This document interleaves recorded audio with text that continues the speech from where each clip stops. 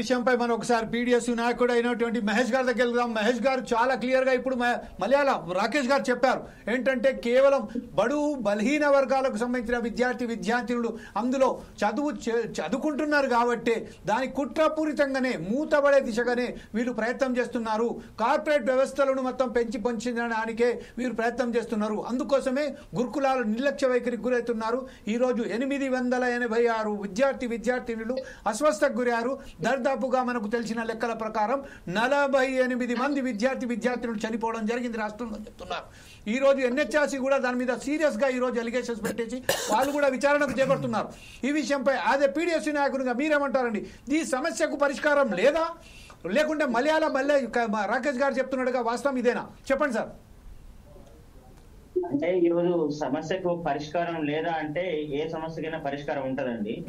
ఆ పరిష్కారం ఎప్పుడు వస్తుందని అంటే ప్రభుత్వాల యొక్క పట్టించుకోవడము, అది అధికారులు శుద్ధిగా పనిచేయడము, అది ఇంకా గురుకులాలకు కావాల్సినటువంటి అన్ని సౌకర్యాలు కల్పించడానికి కావాల్సిన డబ్బులను ఈ రాష్ట్ర ప్రభుత్వం చేస్తే ఖచ్చితంగా ఇక్కడ సమస్యలు పరిష్కారం అవుతాయి. దాదాపు 1000 గురుకులాలలో ఈరోజు ఏ గురుకులాలో కూడా రెగ్యులర్ వార్డెన్ లేని పరిస్థితి ఈ రోజు మనకు దాపించింది. అందులో భాగంగానే ఈ రోజు అక్కడ టీచింగ్ నాన్ టీచింగ్ పోస్ట్ భర్తీ లేకపోవడం వల్ల ఈ రోజు అక్కడ చదువు చెప్పే టీచర్సే వార్డెన్స్ లాగా అక్కడ అదే విధంగా వాచ్మెన్ లాగా వాళ్ళకి ఎక్కువ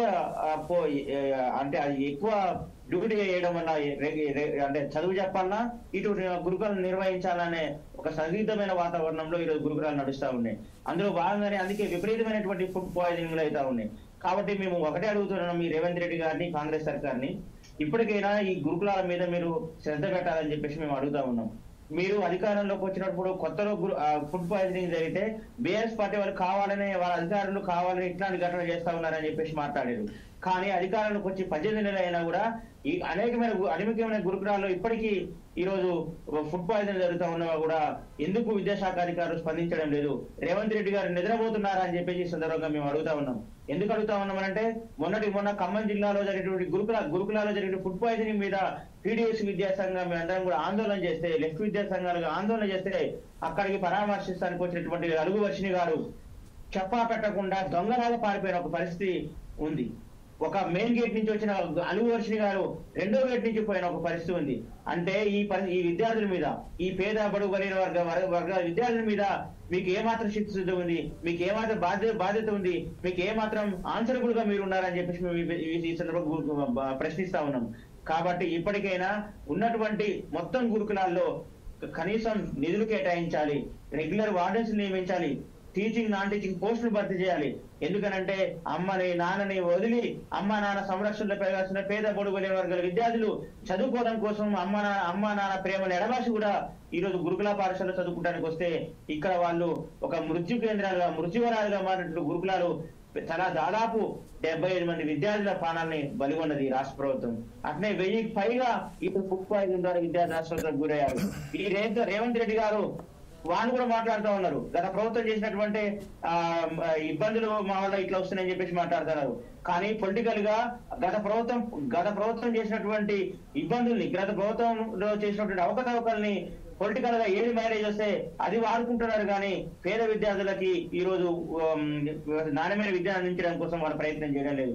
పొద్దున్న లేస్తే ఈ రోజు మనకు చర్చ జరుగుతూ ఉంది, కాళేశ్వరం మీద చర్చ జరుగుతూ ఉంది, ఈ ఫార్ములా రేస్ మీద చర్చ జరుగుతూ ఉంది. వీటి మీద ఎందుకు చర్చ చేస్తుందంటే రేవంత్ రెడ్డి సర్కార్ వీళ్ళకి పొలిటికల్ గా అది కలిసి వచ్చే అంశం కాబట్టి వాళ్ళ మీద చర్చ చేసి ప్రజలందరినీ విద్యార్థుల్ని అటువైపుగా మోల్డ్ చేస్తా ఉన్నారు. కానీ ఈ రోజు మేము అడుగుతా ఉన్నాం, గురుకుల విద్యార్థి సమస్యను పరిష్కరించడానికి మీకు ఏమడ్డం వస్తా ఉంది? మీ దగ్గర డబ్బులు లేవా, లేదంటే పేద విద్యార్థి పక్షాన బాధ్యత లేదని చెప్పేసి మేము అడుగుతా ఉన్నాం. అనేకమైన సంక్షేమ హాస్టల్ సజ్ఞని ఇందాక సార్ చెప్పినట్టు పిహెచ్డికి సంబంధించినటువంటి హాస్టల్స్ ఉస్మానియా యూనివర్సిటీ హాస్టల్ కూడా తెచ్చుడిపోయి పోయిపోతున్న పరిస్థితి, హాస్టల్స్ ఉన్న పరిస్థితి ఉంది. ఈరోజు ఒక్క నెలకి 3 నుంచి 4 లక్షల రూపాయలు ఈరోజు ఒక్కొక్క గురుకులానికి రాష్ట్ర ప్రభుత్వం ఖర్చు చేస్తా ఉంది. వాటి నిర్వహణలో పారదర్శకత లేదు, వాటిని మంచిగా నిర్వహించడంలో అధికారుల చిత్తశుద్ధి లేదు, వాటి మీద పర్యవేక్షణ లేదు. కాబట్టి ఇట్లా గురుకులాలో వరుసగా ఫుడ్ పాయిజన్ జరుగుతూ ఉన్నాయి.